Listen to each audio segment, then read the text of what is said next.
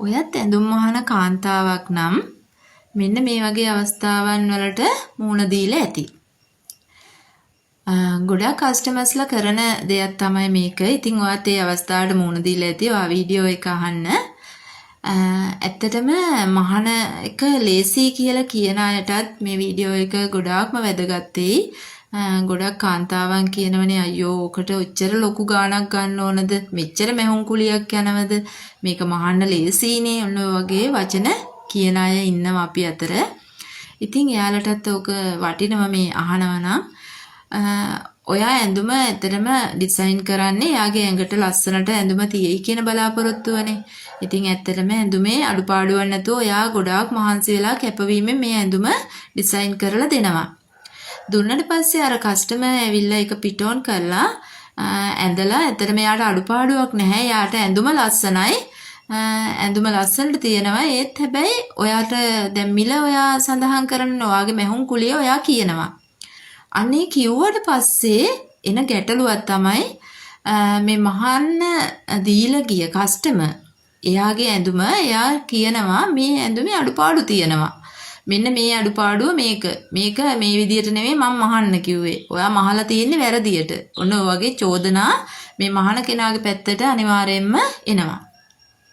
ඉතින් මම කියන්නේ කස්ටමර් කෙනෙකුට ඇඳුම බාර දෙන අවස්ථාවේදී අර ඇඳුම් මහන කෙනා විසින් ඇඳුමට ගාණක් කියනවනේ නේද? ඇඳුමට අනිවාර්යයෙන්ම මිලක් කියනවා මෙන්න මේ ඇඳුමට මම මේ මිල ගන්නවා කියලා.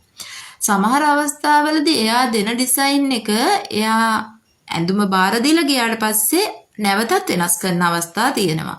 ඇත්තටම සමහර වෙලාවල් වලදී අර මහුන් නිර්මාණ ශිල්පිනියට ඕක ආයි වෙනස් කරලා මහා ගන්න අමතකත් වෙන වෙලාවල් එනවා. මොකද එයා සැරින් සැරේට එයාගේ ඩිසයින් එක එයා වෙනස් කරනවා. ඉතින් එහෙම වෙනස් කරලා මහන ඩිසයින් එක සමහර අවස්ථාවලදී අර කියපු මිල නෙවෙයි ඊට වැඩිය පොඩ්ඩක් හරි වෙනසක් වෙලා අර මැහුම් කුලිය කියන්න ඉඩ තියෙනවා මහපු කෙනා. මොකද එයාට ඒක මහ ගන්න අමාරුයි. එයා දීලා ගිය ඩිසයින් එකට වැඩිය මෙයා මේ නැවතත් දීපු ඩිසයින් එක අමාරු වෙන්න පුළුවන්. අන්න එතකොට ඔයාගේ මැහුම් කුලිය වෙනසක් වෙන්න පුළුවන්. ඉතින් ඔයාගේ ඇඳුම ඔයා මෙන්න මෙහෙම පුරුදු වෙන්න ඕනේ සෑම කස්ටමර් කෙනෙක්ම ඇඳුමක් එක සැරෙන්ම තමන් හිතලා ඩිසයින් එක දීලා යන්න ඕන. මොකද සැරින් සැරේට දුන්නම අර මැහුම් නිර්මාණ ශිල්පිනිය කියන්නේ ලොකු කාර්යභාරයක් කරන කෙනෙක්. එයා ඇත්තටම ලොකු වගකීමක් එතන කරන්නේ. ඔයා එක ඇඳුමක් නෙවෙයි එයාට තියෙන්නේ. එයා ඇඳුම් ගොඩක් කරන්න ඕන. එතකොට එයාට අර ඔයා කියන දේ අමතක වෙන්න ඉඩ තියෙනවා. ඔයා එක්කෝ WhatsApp message එකක් දීලා හෝ call කරලා හෝ ඉතින් එයාට කිව්වම එයාට සමහරට අර වැඩත් එක්ක ඔක අමතක වෙලා එයා ඔයා දීපු පරණ මේ ඩිසයින් එකට මහන්න ඉඩ තියෙනවා. ඉතින් ගොඩක් අවස්ථාවලට මුහුණ දෙන්නේ මේ මැහුම් නිර්මාණ ශිල්පිනිය ඇත්තටම මේ මැහුම් කුලිය ගන්න ගියාම ලොකු ගැටලු වලට මුහුණ දෙන්නේ ඔන්න වගේ ප්‍රශ්න නිසා. ඉතින් ගොඩක්ම කස්ටමර්ස්ලට කියන්න තියෙන්නේ ඇඳුමක් ඩිසයින් කරන්න දෙද්දී ඇත්තටම ඔයාගේ ශරීරයේ හැඩේ විදියට ඇඳුම ඩිසයින් කරන්න දෙන්න. මොකද ඔයාගේ ශරීරයට නොගැලපෙන ඇඳුම් ඩිසයින් කරන්න දෙන්න එපා. ඔයාට ඒ ඇඳුම පිටෝන් කරාට පස්සේ ඒ ඇඳුම නොගැලපුණොත් ඔයා අර මැහුම් කුලිය සම්බන්ධයෙන් ප්‍රශ්න කරනවා එතන. ඒ මැහුම් කුලිය සම්බන්ධයෙන් ප්‍රශ්න කරන්න වෙන්නේ මොකද? ඔයාගේ ඇඳුම ඔයාට නොගැලපෙනවා කියලා ඔයාට කණ්ණාඩියෙන් පේන්න ගත්තම ඔයා ඒකේ මැහුම් කුලියට තමයි ඒ වැරද්ද දාන්නේ. අන්න ඒ නිසා හැම වෙලාවෙම ඔයා මහත කෙනෙක් නම් කවදාවත් රැලි ඇඳුම් තෝරන්න එපා. ඉන්නට රැලි දාපු ඇඳුම් කවදාවත් තෝරන්න එපා. ඔයා කෙට්ටු කෙනෙක් නම් අර ඇඟේ තව කෙට්ටු බව පේන විදියට ඇඟට ටයිට් ඇඳුම් තෝරන්න එපා. මම ඕක හැමදාම කස්ටමර්ස්ලට කියන දෙයක් තමයි තමන්ගේ ශාරීරික හැඩය අනුව ඇඳුම තෝරන්න. නැත්නම් ඔයාලට ප්‍රශ්නයක් වෙන්නේ ඇඳුම මහලා ඉවර වුණාම. ඉතින් ගොඩාක් කස්ටමර්ස්ලා ඇඳුම තෝරද්දි හිතන්නේ නැහැ අර කෙනෙක් ඇඳලා ඉන්නව දැක්කම එයාගේ ඇස රැවටෙනවා මේ ඇඳුම මටත් ලස්සනයි කියලා. ඉතින් අන්න එතකොට ගෙනල්ලා දෙනවා මේක මටත් මේ විදියටම මහලා දෙන්න. හැබැයි මේ මැහුම් නිර්මාණ ශිල්පිනියට පොඩි වගකීමක් තියෙනවා කරන්න. අර ඇඳුම එයාට නොගැලපෙනවා කියලා ඔයාට හිතෙනවා නම් කොයිම වෙලාවකවත් ඒ ඇඳුම ඒ විදියට ඩිසයින් කරන්න යන්න එපා.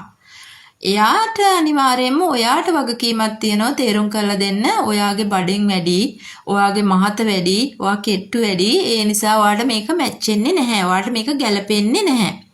ඉතින් අන්න එහෙම තේරුම් කරලා දුන්නට පස්සේ එයා තේරුම් ගනී මට මේක ගැලපෙන්නේ නැති නිසා තමයි මෙයා මේක කියන්නේ. ඉතින් අන්න එතකොටත් ඔයාට පුළුවන් පොඩ්ඩක් ඔය මැහුම් කුලිය සම්බන්ධයෙන් එන ප්‍රශ්නයට මූණ දෙන එකෙන් චුට්ටක් විතර මිදෙන්න. මොකද අර ඇඳුම එයාට හිතට හරියන්න ඕන ඇඳහම. දැන් එයා නොගැලපෙන ඇඳුමක් ඔයාට ගෙනල්ලා බාර දීලා මහගත්තට පස්සේ එයාට පේන්නේ ඔයාගේ මැහුම් කුලිය මේ ඇඳුමට ගන්නවා වැඩි. මේ ඇඳුම මට කැතයි. හැබැයි මෙයා මේ ගාන ගන්නවා. අන්න ඒ නිසා මම හැමතිස්සෙම කියන්නේ ඇඳුමක් මහන්න දුන්නම හැම වෙලාවෙම අර මැහුම් නිර්මාණ ශිල්පිනිය විසින් අරයට පොඩි තේරුම් කිරීමක් කරන්න පුළුවන් වෙන්න ඕන. ඔයාට මේ ඇඳුම ගැලපෙන්නේ මෙන්න මේ විදිහට මැව්වොත් ඔයාට ගැලපෙනවා. ඉතින් ඇත්තටම ඇඳුම් ඩිසයින් කරන්නියක් හැටියට ඕනම කෙනෙකුට දැනුමක් තියෙන්න ඕන තමන්ගේ ශරීරයන් අනුව ඇඳුමක් ඩිසයින් කරන්න. ඒක තමන්ගේ ඇඟෙන්ම එන්න ඕන දෙයක්. තමන් හිතලම එන්න ඕන දෙයක්. ඉතින් ඒක නැති වුණොත් ඇත්තටම ඇඳුම් නිර්මාණය කරන්නත් බෑ. මොකද ඒ ඇඳුම් නිර්මාණය කරන්න තමන්ට හැකියාවක් තියෙන්න ඕන අර එන කස්ටමර්ගේ ඇඟේ හැඩේ අනුව ඇඳුමක් ඩිසයින් කරගන්න. ඉතින් සාරි ජැකට් එකක් දුන්න කියමුකෝ ඔයාට. ඇත්තටම අර ගොඩාක්ම සාරි ජැකට් දුන්නාම සාරි ජැකට් එක අර ගොඩාක් මහත කෙනෙකුට කරවල් පිටවල් කැපලා මැහුවම ඉතින් අර මස් එල්ලෙනවා. එතකොට ප්‍රශ්න ගොඩයි. පිටෙන් මස් පැනලා අර කර ගොඩාක් කැපුවාම වෙන්නේ පිටෙන් මස් පැනලා. එතකොට එයාට ඒ සාරි ජැකට් එක ඇත්තටම කැතයි. ඉතින් එතකොට වෙනවා අර මැහුම් නිර්මාණය කරපු ශිල්පිනිය පැත්තට තමයි දොස් එන්නේ. ඔයා මේකේ කර කපල වැඩි. මේකේ මේ මස් පනිනවා. මගේ මේ පිටෙන් පනිනවා. අන්න ඒ වගේ ප්‍රශ්න එනවා. ඒ නිසා හැම වෙලාවෙම පුරුදු වෙන්න එයාගේ ශරීරයේ හැඩය අනුව ඔයා නිර්මාණය කරලා දෙන්න. මොකද එයා ගේන ඩිසයින් එකම ඔයා කරෝතින් වෙන්නේ ඔයාට ඒකේ වගකීම බාර ගන්න වෙනවා. පස්සේ අරයා දොස් කියන්නේ ඔයාට මැහුම් කුලිය වැඩි කියන තැනට තමයි එන්නේ. මොකද එයාට ඇඳුමේ අඩුපාඩුව කියනවට වැඩිය එයා හිතනවා මට මේකට මෙච්චර ගාණක් ගෙවන එක පාඩුයි. මේ ඇඳුම මට කැත නිසා මෙච්චර ගාණක් මට දෙන්න බෑ කියලා. අන්න ඒ වගේ ප්‍රශ්න එනවා. ඒ නිසා හැම වෙලාවෙම හිතන්න ඔන්න ඕක තේරුම් කරලා දෙන්න ඕන. මේ කස්ටමර්ස්ලා ගොඩාක් තේරුම් ගන්නෑ තමන්ගේ ශරීරය අනුව ඇඳුම ඩිසයින් කරගන්න. ගොඩාක් අය කරන්නේ ඇස රැවටීමක් වෙනවා. එක්ක Facebook channel එකක, එක්ක නැත්නම් YouTube එකක, එක්ක මේ පාර යන කෙනෙක් ඇඳයි යන එකක්. අන්න ඒ වගේ දැක්කහම මටත් මේක ගැලපෙනවා කියලා ගෙනල්ලා මහන්න දෙනවා. ඇත්තටම සමහර විට ඒ ඇඳුම යාට නොගැලපෙනවා වෙන්න පුළුවන්. එයා මහත හෝ කෙට්ටු හෝ ඔන්න ඔය දෙකින් එකක් නිසා ඒක ගැලපෙන්නේ නැහැ. ඉතින් හැම වෙලාවෙම තමන්ගේ ශරීරයේ හැඩය අනුව ඇඳුම තෝරන්න වයස් පරතරයක් චුට්ටක් බලලා ඇඳුම තෝරන්න පුරුදු වෙන්න. මේ ගොඩාක් කස්ටමර්ස්ලා කරන වැරද්දක් තමයි අවුරුදු 18, 19, 20 ඔන්න ඔය කියන්නේ පොඩි ගෑන් ළමයින්ගේ වයස. ඉතින් අන්න ඒ වයසේ ඇඳුම් අරන් එනවා ගොඩාක් මේ මොහුකුරාගේ කාන්තාවන්. ඇත්තටම ඒ ඇඳුම යාට ගැලපෙන්නේ නැහැ. මැහුවට පස්සේ කොහෙත්ම ගැලපෙන්නේ නැහැ. මොකද කොටයි එක්ක රැලි වැඩිනේ. අන්න ඒ වගේ ප්‍රශ්න එනවා. ඇඳුමත් තෝරද්දි තමන්ගේ වයස් පරතරය අනුව තමන්ට අඳින්න පුළුවන් සීමාවෙන් ඇඳුම තෝරන්න. ඇත්තටම එතකොට අර මැහුම් නිර්මාණ ශිල්පිනියටත් ප්‍රශ්නයක් නැහැ. ඔයාටත් ප්‍රශ්නයක් නැහැ. නැත්තම් ඔයාලා දෙන්නම අමාරුවේ ඒ ඇඳුමේ තෝරන ඩිසයින් එක අනුව.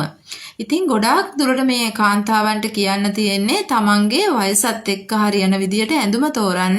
මොකද අර පොඩි ගෑන් ළමයි අඳිනවා වගේ ඇඳුම් තේරුවාම වෙන්නේ ඔයාලට මැහුම් කුලියත් ප්‍රශ්නයක් වෙනවා. මහපු කෙනා ඒ මහපු විදියත් ප්‍රශ්නයක් වෙනවා.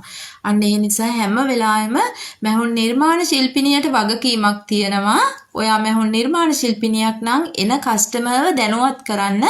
ඔයාට මේ ඇඳුම මෙන්න මේ විදියට මැහුවොත් තමයි ගැලපෙන්නේ. ඔයා මේ විදියට මැහුවොත් ඔයාට මේක නොගැලපීමක් තියෙනවා කියලා තේරුම් කරන්න. එතකොට ප්‍රශ්නයක් නැතුව ඔයාගේ මේ අවස්ථාවට මුහුණ දෙන එකෙන් වැළකීලා ඇඳුම ඩිසයින් කරලා දෙන්න පුළුවන්.